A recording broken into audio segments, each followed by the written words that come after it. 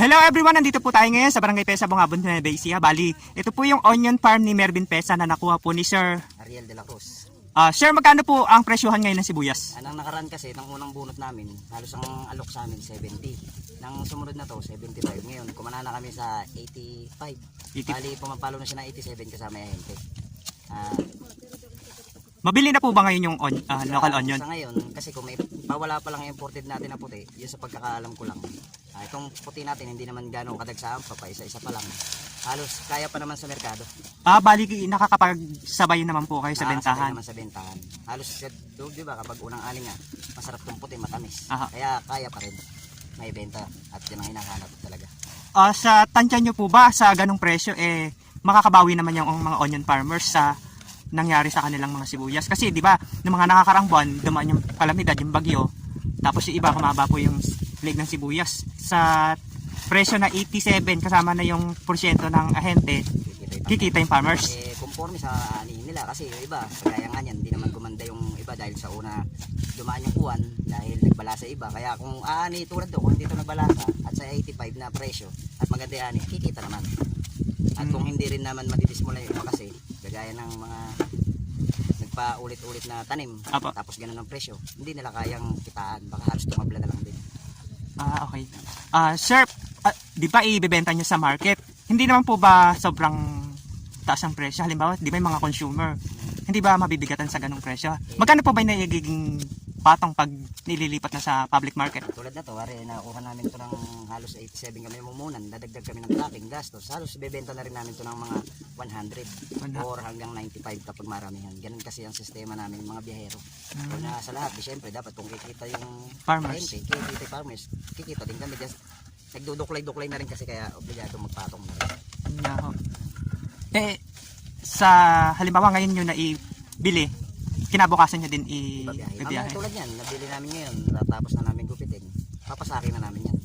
Halos tatakbo na namin ng Pampanga, Tarlac, kung saan man, tapos papasa na din namin yung iba. Parang by station din. Kaya kung naghanap sila ng mabibilhan, dyan lang sa gawin na yan, kaila Angel Yedo. Doon po yung sa bayan. Ilalagak lang namin, tapos may pupunta ng kolong-kolong, parang nire-retail lang din ng kolong-kolong. Meron kayong pinaka-pwesto na pinagbabagsakan para doon. By station mismo. Sa tansya nyo po ba magiging maayos ngayon yung presyohan ng sibuyas?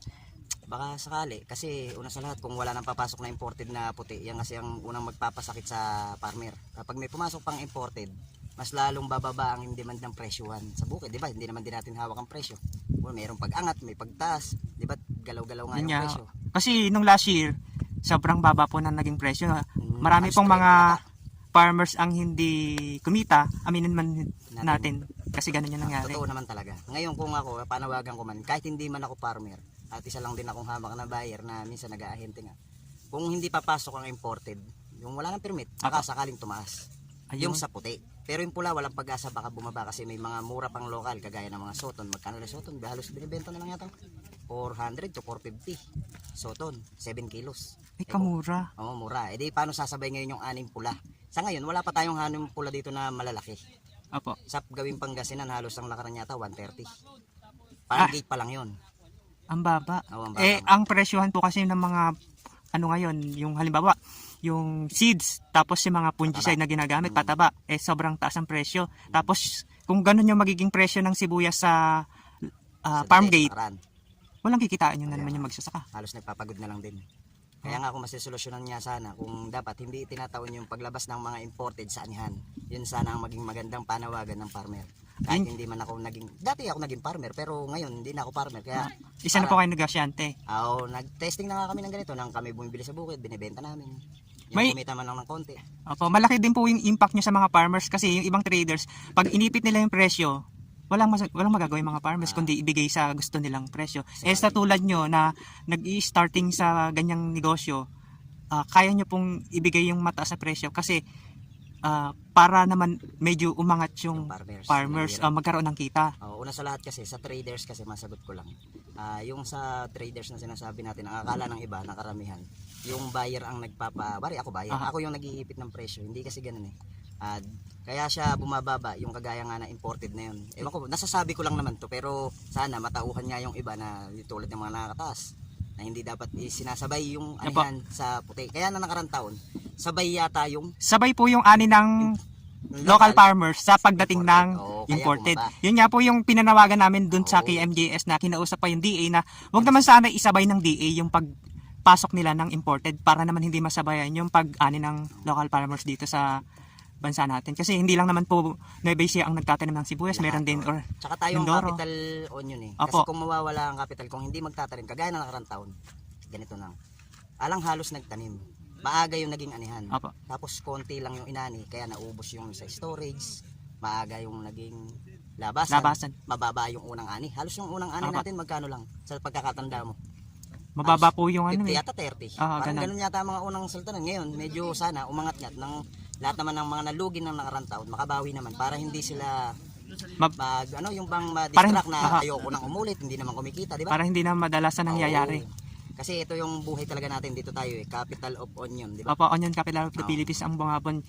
Ito yung pinakaprodukto natin na kaya nating ipagsabay sa ibang bansa. Mm. Kaya lang, minsan, hindi ka naman tinotolerate or hindi ka naman underestimate yung knowledge ng nasa government. Kaya lang hindi talaga dapat isinasabay yung pagpasok ng Sana imported. naiisip nila yun. Dapat nagtatanong din sila, total gobyerno sila. Nagtatanong sila kung dapat bang isabay o hindi. Para hindi nga natin na-underestimate yung pinangungunahan sila Aha. dahil sila nakakalam eh. Yun nga Dapat po. nagtatanong din sila sa mabababa. Yun nga po, Para alam din nila. dapat po umiikot din sila Oo. dito sa mga bukid, sa Totoo mga yun. farmers. Tatanungin nila kung sapat ba yung magiging ani. Hindi naman natin si pinangungunahan dalawa. Yun nga po. Para ito lang naman po yung vlog na to, maganda nga to, nang nakakarating din po sa inyo. Kung ano po yung hinanaing ng iba na nahihirapan. Kasi ako, nang bata ako, nagsibuyas din po ako, kaya alam ko rin po yung hirap ng magsasaka. Sa totoo lang. Yun nga po kasi yung effort ng magsasaka, Oo.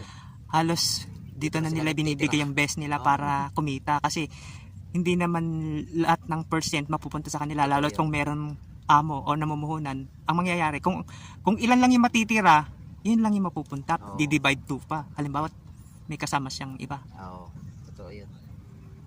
Yun na lamang po at maraming salamat. At shout out nga pala sa asawa ko, darling, Rowena Dolorso. Thank you. Thank you po. God bless. Thank you.